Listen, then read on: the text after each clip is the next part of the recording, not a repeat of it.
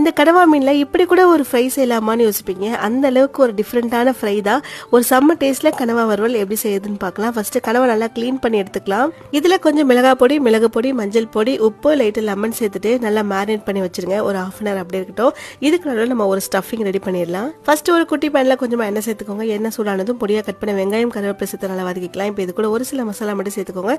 மிளகாய் பொடி, தனியா பொடி, இது கூடவே கொஞ்சம் சீரக பொடி, அப்புறம் சோம்பு பொடி, மிளகு பொடி, கரம் மசாலா, மஞ்சள், உப்பு இது மட்டும் சேர்த்துட்டு நல்லா வதக்கிக்கோங்க. இது கூடவே கொஞ்சம் பொடியா கட் பண்ணி தக்காளி சேர்த்துக்கலாம். இது கூடவே கனவாவோட தலை, அப்புறம் 2 சின்ன கனவா இருந்துச்சுன்னா அதையும் பொடியா கட் பண்ணி சேர்த்துட்டு நல்லா வதக்கிட்டு வேக வச்சு எடுத்துக்கோங்க. இப்போ இதுக்கு ஒரு முட்டை சேர்த்துட்டு நல்லா பொடி மாசமா ரெடி பண்ணி எடுத்துக்கோங்க. இப்போ இதை வந்துட்டு நம்ம மேரினேட் பண்ணி வச்சிருக்க கனவாக்குள்ள ஸ்டஃப் பண்ணிட்டு இந்த மாதிரி டூத் பிக் இருந்து அப்படியே லைட்டா பின் பண்ணி விட்டுருங்க. இந்த மாதிரி எல்லாத்தையுமே ஸ்டஃப் பண்ணி எடுத்துட்டு தவால கொஞ்சமா எண்ணெய் சேர்த்துட்டு அப்படியே எல்லாத்தையும் போட்டு ஃப்ரை பண்ணி எடுத்துக்கோங்க. செம்ம டேஸ்டா இருக்கும். இவ்வளவு வேலை செய்யறதுக்கு நான் வறுத்துட்டே போவேன் அப்படின்னா தாராளமா செய்யுங்க. பட் டைம் இருக்கு, இதை டிஃப்ரெண்டா ட்ரை பண்ணா கண்டிப்பா ட்ரை பண்ணி பாருங்க.